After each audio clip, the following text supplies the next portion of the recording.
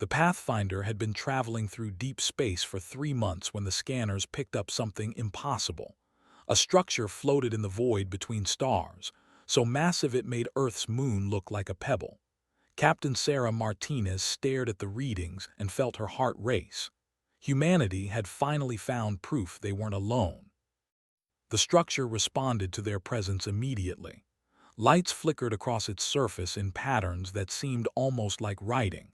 Then a voice filled every speaker on the ship, speaking perfect English with no accent at all. Unknown vessel, you have entered sovereign collective space. Reduce your speed and prepare for escort. Sarah exchanged glances with her crew. This was first contact. Everything they said and did now would matter for all of human history. She straightened her uniform and opened a channel. This is Captain Sarah Martinez of the Earth vessel Pathfinder. We come in peace, seeking knowledge and friendship among the stars. There was a pause.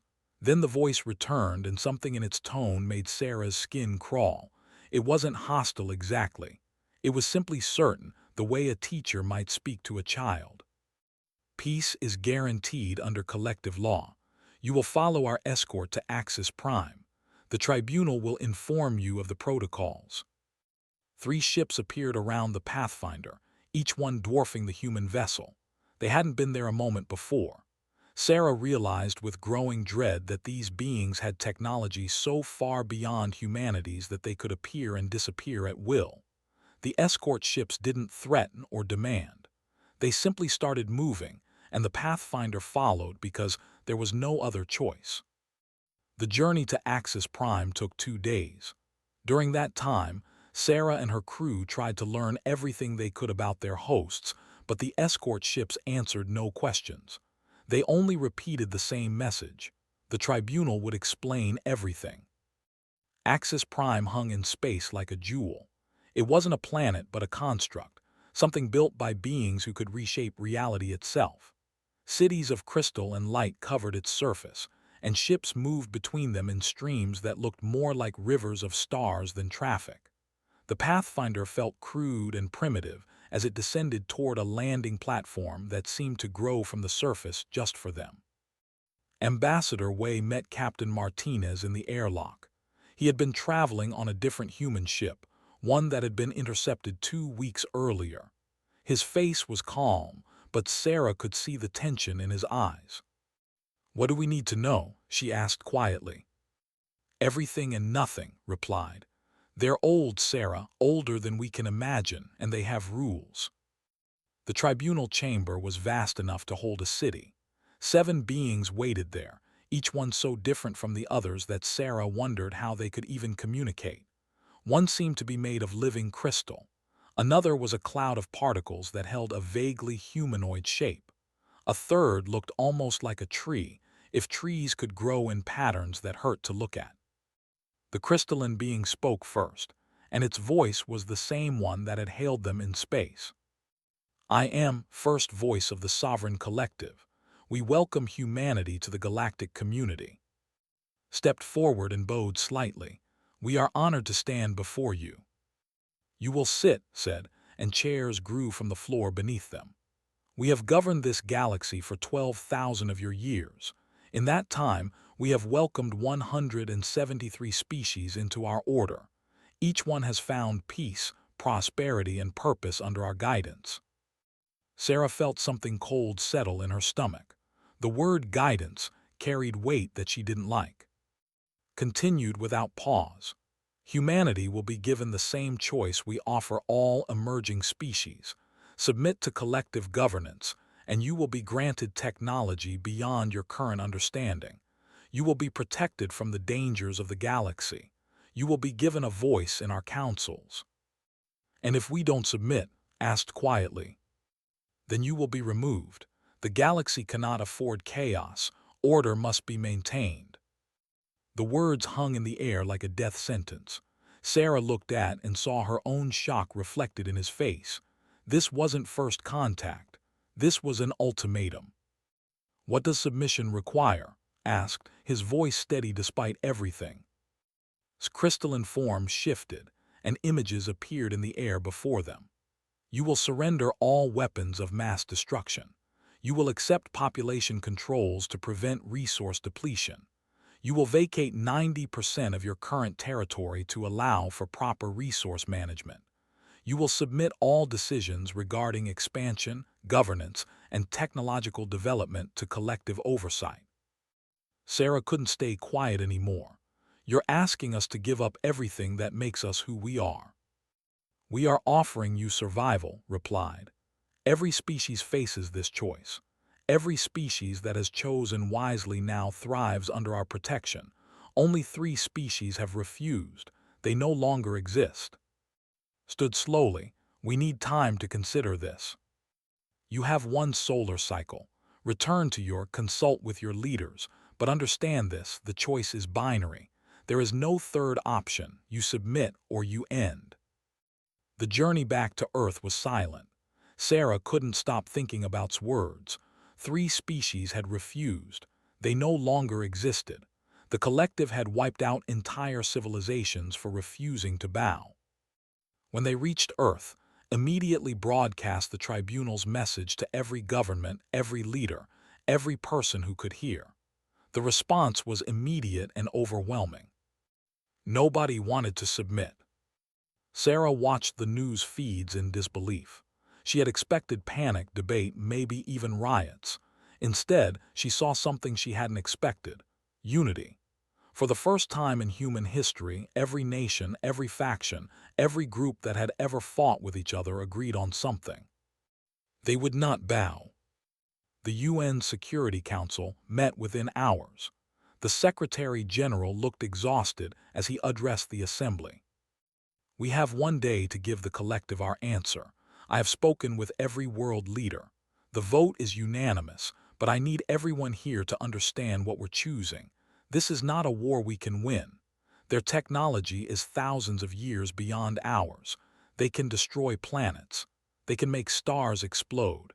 If we refuse them, they will kill us all. The Russian ambassador spoke up. Then we die free. My people will not submit, the Chinese ambassador added. We have seen what happens when one power demands total obedience. We will not do it again. One by one, every representative agreed. Sarah watched from the gallery and felt tears on her cheeks. Humanity was choosing extinction over submission, and somehow that made her proud and terrified in equal measure. But then something unexpected happened. The military leaders began to speak, and their words weren't about acceptance or surrender. They were about war. We can't beat them, General Park said bluntly, but we can make them regret ever finding us. Scorched earth, Admiral Johnson added. If they want to destroy us, we make them pay for every human life in blood and fire. The plans came together with terrifying speed. Every nation opened its weapon stockpiles. Every scientist began working on ways to hurt beings with technology humanity barely understood. Every ship, every station, every resource was turned toward a single goal: make the collective bleed. Sarah was called back to active duty and given command of a small fleet. Wei approached her the night before they were scheduled to return to Axis Prime. "Do you think we're doing the right thing?" he asked. Sarah looked out at Earth, hanging blue and beautiful in the darkness. "I think we're doing the only thing we can. They gave us a choice between submission and extinction, so we're choosing a third option." "What's that?" "Defiance." The next day, Wei returned to Axis Prime alone. The Pathfinder and a dozen other human ships escorted him, but they waited at the edge of collective space, entered the tribunal chamber and found waiting. "You have your answer?" the crystalline being asked. "We do." His voice was calm and clear. "Humanity thanks the collective for its offer, and humanity refuses." Seemed surprised, though it was hard to read emotion in a being made of crystal. "You choose extinction." "No," said. "We choose freedom. We are the children of a world that has tried to kill us since we first drew breath. We have survived ice ages and plagues. We have endured predators and starvation. We have murdered each other in numbers that would horrify you, and yet we keep reaching for the stars. You offer us survival, but survival without freedom is just a slower death." He stepped closer to the tribunal, his eyes hard. "So here is humanity's message to the sovereign collective. Leave us alone, or learn what happens when you threaten a species that has only ever known struggle. We refuse submission, and if we burn, we will take your stars with us." His form flickered. "You are being irrational. We have destroyed species far more advanced than yours." "Then you'll have no trouble with us," replied. "But I wonder, have you ever fought a species that would rather die than bow? Have you ever faced beings who see death as preferable to chains?" He turned and walked toward the exit. At the doorway, he stopped and looked back. "One more thing. You gave us a solar cycle to decide. That was generous. So here's our generosity. You have one solar cycle to leave human space. After that, any collective ship in our territory will be destroyed. We're giving you the same choice you gave us. Submit to our demand or face the consequences." Left the chamber before could respond. As his ship departed Axis Prime, he knew what was coming. War. A war humanity couldn't win. But maybe, just maybe, they could make the collective wish they'd never found Earth at all. The pacification fleet arrived at exactly one solar cycle later. 1,000 ships, each one capable of destroying a planet. The collective had decided to make an example of humanity, to show the galaxy what happened to species that refused submission. They found humanity waiting for them, and the killing began. The battle started the way the collective expected. Their weapons tore through the human defensive line like paper. Ships that humanity had spent decades building vanished in flashes of light. The human colony on B lost its shields within the first 10 minutes, and evacuation ships scattered into the darkness. But then something happened that the collective had never seen before. A human destroyer, its hull breached and engines failing, changed course. Instead of retreating or dying quietly, it accelerated directly toward a collective cruiser. The two ships collided at relativistic speeds, and both vanished in a ball of fire that could be seen from 3 star systems away. Admiral watched from the bridge of the Defiant and felt grim satisfaction. "All ships, you are weapons-free to use Protocol Omega. Make every death count." Protocol Omega was simple. If you were going to die anyway, take them with you. Human ships stopped trying to win and started trying to kill. Fighters rammed capital ships. Damaged vessels detonated their reactors at point-blank range. Crews that should have surrendered instead broadcast war songs as they dove into enemy formations. The collective had superior technology and numbers, but they had never fought an enemy that treated their own ships as ammunition. Their tactics assumed rational actors who valued survival. Humans didn't. They valued spite. Commander commanded a fighter squadron that had lost half its ships in the first engagement. She looked at her remaining pilots and knew they wouldn't survive the next wave. So she opened a channel to all of them. "Remember why we're here. Remember what they wanted from us. Our families, our freedom, our future. They think they can just take it because they're stronger. So let's show them what humans do to bullies." Her squadron dove into the collective formation. They didn't try to escape. They didn't try to win. They just killed everything they could reach before the darkness took them. His last transmission was a song her grandmother had taught her, an old folk song about refusing to bow. The collective's computers recorded it and tried to analyze it for tactical information. They found none. It was just a dying human's final act of defiance. The battle lasted 6 hours. When it ended, the collective pacification fleet had won. The human colony was destroyed, the defensive fleet was scattered and belonged to the collective. But stared at the casualty reports in disbelief. 400 ships. 400 ships lost to an enemy that shouldn't have been able to scratch their paint. The collective hadn't lost 400 ships in battle in 3,000 years, and the humans had done it while losing. Worse, the humans weren't stopping. As the pacification fleet regrouped, reports came in from a dozen other systems. Human raiders were hitting collective supply lines. They weren't trying to win battles.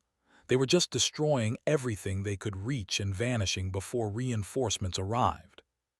The collective sent more fleets. Humanity lost every major engagement. Colonies were burned, stations were destroyed, and millions of humans died. But the humans kept fighting. They fought like losing was just another word for breathing. 3 months into the war called an emergency session of the tribunal.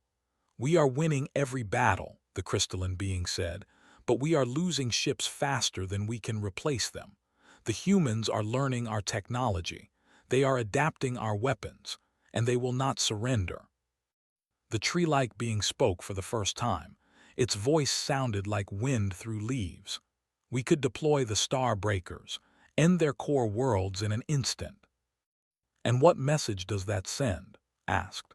"That we destroy species who resist us. Every subjugated species in the galaxy is watching this war. If we exterminate humanity, we risk rebellion on a scale we cannot imagine." "Then what do you propose?" Had no answer. For 12,000 years, the collective had ruled through one simple truth: resistance was futile. But humanity had made resistance costly. They were proving that even a weaker species could hurt their masters if they were willing to die for it. The war dragged on. Humanity lost Earth's moon when a collective weapon turned it into dust. They lost Mars when a bioweapon killed 90% of the population in 3 days. They lost colony after colony, station after station, until all that remained was Earth itself, and a handful of hidden bases scattered through the outer solar system. But they never stopped fighting. In the 3rd year of the war, something changed. Human ships began attacking not military targets but civilian ones. Not to kill civilians, the collective realized, but to steal technology. They were learning everything they could from captured vessels, and they were learning fast. Sarah Martinez, now an admiral, commanded what remained of the human fleet from a hidden base in the belt. She looked at the scientists' latest report and felt hope for the first time in years. "You're sure this will work?" she asked Doctor, the head of reverse engineering. "90% sure," replied. "We've figured out how their star breakers function. They're designed to trigger precise stellar events to use stars as weapons, but if we modify them, we can do the opposite. Make stars explode prematurely. Yes, it would be suicide for the crew that triggers it, and it would kill everything in the system, but it would work." Sarah looked at the star map showing collective core worlds. 7 of them were within striking distance if human ships could avoid detection. 7 chances to show the collective that humanity still had teeth. "How many volunteers do we need?" 7 ships, 7 crews, they won't come back." Sarah opened a fleet-wide channel. "All personnel, this is Admiral Martinez. We need volunteers for a mission that will not end in survival. I'm not going to lie to you. You will die, but your deaths will mean something. They will give humanity a chance to survive." She expected a handful of responses. She got 3,000. In the end, Sarah chose 7 crews based on skill and experience. Each team was given a modified starbreaker and coordinates for a collective core world. Their orders were simple: infiltrate the system, arm the device, and hold position near the star. If the collective agreed to peace terms, they would stand down. If not, they would trigger the device and take the entire system with them. Commander James Wright led the team targeting home system. He had lost his wife and children when Mars fell. He volunteered not for glory or revenge, but because he was simply too tired to keep running. The mission gave his death meaning. The 7 ships slipped through collective space using every stealth trick humanity had learned. 3 were detected and destroyed. 1 had mechanical failures and had to abort. But 3 ships reached their targets. Wright's team made it to Star System and began their work. Arming the Starbreaker took 6 hours. Every moment, Wright expected collective ships to appear and kill them all. But the humans had learned to hide in the noise of space, to mask their presence among asteroids and radiation, and the collective never saw them coming. When the device was ready, Wright opened a channel to directly. He didn't know if the transmission would get through. He didn't care. This message was for humanity as much as the collective. First voice, this is Commander James Wright of Earth. We have modified your star breaker technology. Right now, my crew is positioned to trigger a supernova in your home system.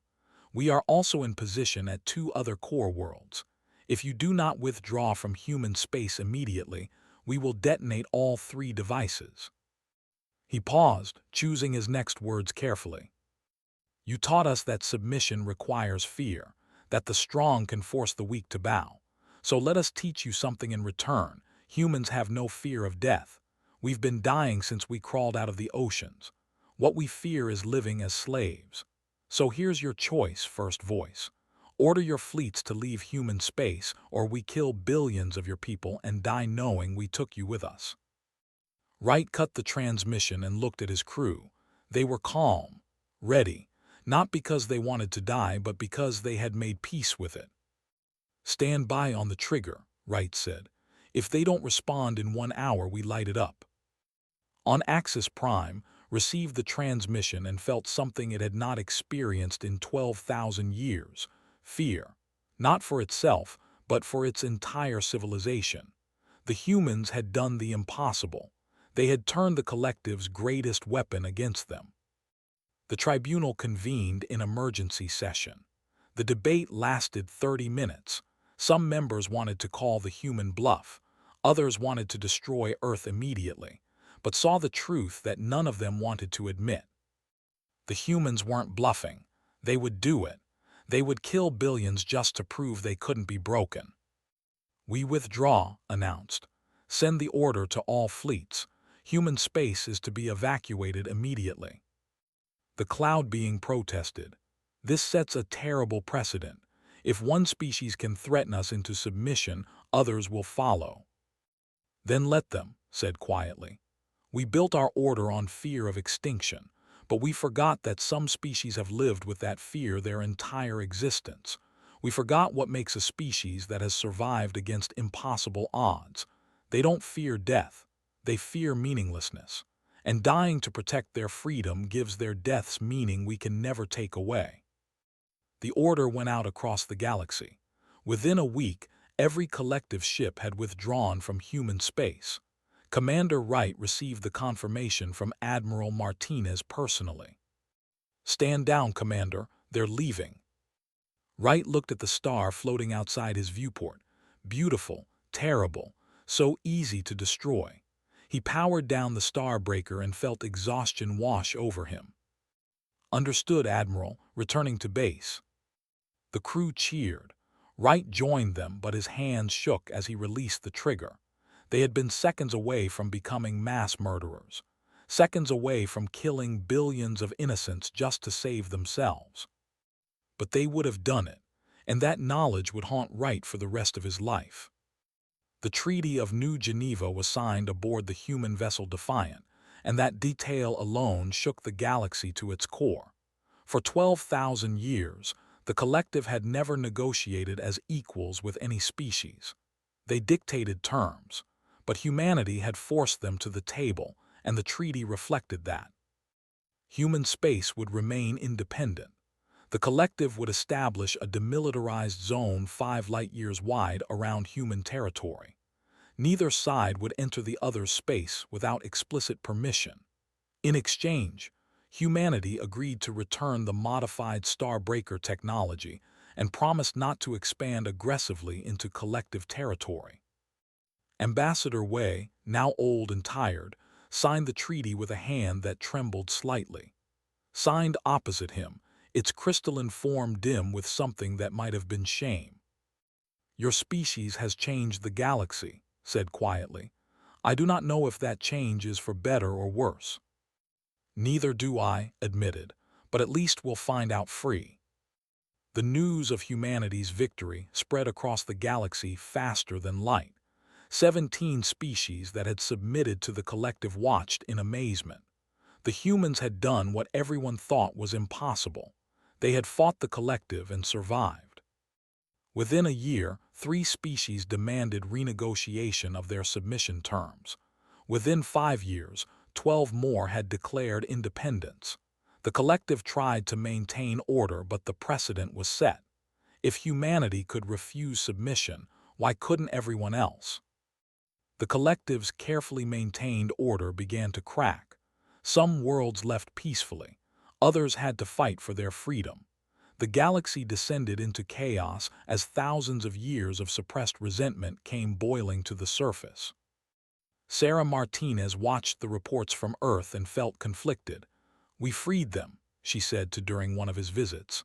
"But we also made them fight for it. How many beings have died because we showed them they could say no?" Looked out at Earth, still from the war but healing. "Freedom was never free, Sarah. We didn't teach them to fight. We just reminded them that chains can be broken if you're willing to pay the price." That's a cold comfort to the dead. Yes, agreed, it is. But not everyone saw humanity as liberators. Some species feared them. The beings who had defeated the collective were now the strongest military power in their region of space, and they had proven they were willing to threaten genocide to protect themselves. The Federation sent an ambassador to Earth 5 years after the treaty. Ambassador X was a being that looked like a walking octopus made of metal. It regarded the human delegation with eyes that held barely concealed fear. "You threaten stars," X said without preamble. "You would kill billions to protect yourselves. How are you different from the collective?" Had retired from formal diplomacy, but he attended this meeting at the request of the new Secretary General. He looked at X and saw genuine terror in those alien eyes. "We're not different," said simply. "Not in our capacity for violence. The collective could have destroyed us from orbit. We would have burned their worlds. Violence is violence, no matter who commits it." "Then why should we trust you?" "Because we didn't want to do it," replied. "The collective ruled because they enjoyed their power. They maintained order because chaos threatened their control. We fought because we had no choice. And now that we have a choice, we're choosing something different." "What?" "To not be them." It was a promise humanity struggled to keep. In the decades after the treaty, there were incidents. Human ships fired on pirates who turned out to be refugees. Human colonies expanded into territory that other species claimed. Human corporations exploited worlds without thinking about the beings who lived there. Each time, humanity had to confront the truth. They weren't inherently better than the collective. They were just different, and difference didn't mean virtue. The Galactic Council formed 30 years after the treaty. It was humanity's idea, though not everyone liked it. Instead of one power ruling through force, the Council would be a forum where species could settle disputes through words instead of weapons. "It will never work," predicted during the first session. The crystalline being had become something like an advisor to the Council, a reminder of what happened when power went unchecked. "Species are too different. They want different things. Conflict is inevitable." "Of course it is," said President, Earth's representative. "Conflict is part of existence. The question is whether we resolve it through talking or killing. The collective chose killing and called it peace. We're choosing talking and calling it progress. And when talking fails, then we try harder. And if violence becomes necessary, we make sure it's contained. No more threats of extinction. No more submission ultimatums. Just beings trying to coexist in a galaxy that's big enough for all of us." The Council was messy from the start. Species argued constantly.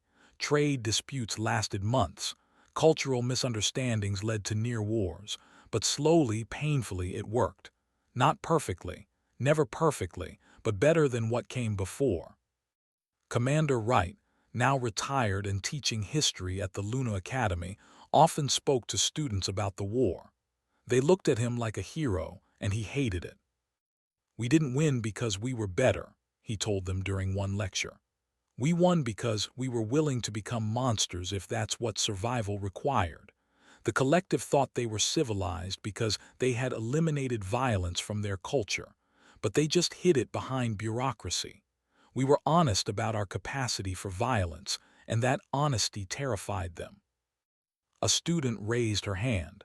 But don't we need to be willing to fight, to protect ourselves?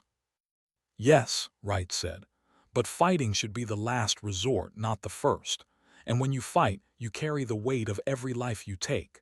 I helped save humanity. I'm proud of that. But I also threatened to kill billions of beings who had done nothing to me except exist under a government I hated. That weight doesn't go away just because we won. The student looked confused. So what should we do? Remember that every choice has a cost. The collective forgot that. They thought their power meant they could do whatever they wanted without consequences. We proved them wrong. Now we have to prove we learned from their mistake. 50 years after the treaty came to Earth one final time. The crystalline being was old now, its form dimmed and cracked with age. Wei met it at the spaceport. He was ancient himself, kept alive by technology that didn't exist before the war. I am dying, said without preamble, and I wanted to see your world before I pass. They walked through the Memorial Park in Geneva, where the names of every human who died in the Submission War were carved into black stone. Hundreds of thousands of names, maybe millions. Nobody had gotten an exact count. We were wrong, said quietly. The collective believed that order required submission, that peace required control, but you showed us that forcing peace is just delayed violence. We were willing to commit genocide, reminded it. Don't make us noble because we won. I don't, but you chose something different afterward. When you had the power to become the new collective, you didn't. That matters. They stood at the central memorial, a massive piece of stone carved with words from speech to the tribunal all those years ago. We refuse submission, and if we burn, we will take your stars with us. Those words saved your species, said, and destroyed mine. The collective dissolved 20 years ago, the last of us scatter across the galaxy forgotten. I'm sorry, said and meant it. Don't be. We lived 12,000 years too long. We should have died when we forgot what we were fighting for. Turn to face. Your species will face the same test someday. You will have power and you will have to choose what to do with it. I hope you remember how it felt to be the ones facing submission. We have memorials to make sure we remember. Memorials fade. Memory fades. The only thing that lasts is what you teach your children. Looked up at the sky. Teach them that the strong must protect the weak. Teach them that submission is death, but so is tyranny. Teach them that the hardest thing in the universe is to have power and choose not to use it. Left Earth that night and died 3 days later, alone on a ship between stars. The collective held no funeral. There was no collective left to mourn. A century after the treaty, humanity was thriving. Earth had healed from the war. New colonies spread across hundreds of systems. Human technology advanced faster than ever, built on the foundation of everything they had learned from the collective. But in the Museum of the Submission War, students still came to see the artifacts. The remains of ships that had rammed collective vessels. The recorded messages of crews who died fighting. The modified Starbreaker device that Commander Wright had been willing to use. And they read the words carved at the entrance. Never forget what we were willing to become to stay free. And never forget that freedom means choosing not to become it. Admiral Martinez, impossibly old now, visited the museum every year on the anniversary of the Battle of. She walked through the exhibits alone, remembering faces of the people she had sent to die. A young girl approached her one year. Are you really Admiral Martinez? I was a long time ago. You saved us. Sarah looked at the girl and saw hope in her eyes, a future that Sarah's generation had bought with blood. We saved ourselves, all of us together, and now it's your job to make sure it was worth it. How do we do that? Sarah smiled sadly. By being better than we were, by remembering that the galaxy belongs to everyone, not just humans, by treating power as a burden, not a prize. She gestured to the exhibits around them, and by never forgetting what happens when beings think submission is acceptable. The girl nodded seriously and ran off to join her class. Sarah watched her go and felt the weight of years pressing down. She had lived too long, seen too much. But she stayed because someone had to remember. Someone had to carry the burden of what humanity had done and what they had been willing to do. The galaxy had changed. The collective's order was gone, replaced by messy, chaotic cooperation. Species argued and fought and sometimes died, but they did it as equals. Nobody submitted. Nobody was forced to bow. It wasn't perfect. It would never be perfect, but it was better, and better was enough. Sarah Martinez died that night in her sleep, an old soldier finally allowed to rest. At her funeral, they played the recording of her final order at "Make Every Death Count." And across the galaxy, in 100 languages and 1,000 voices, beings who had learned freedom from humanity's example whispered the same response. They did.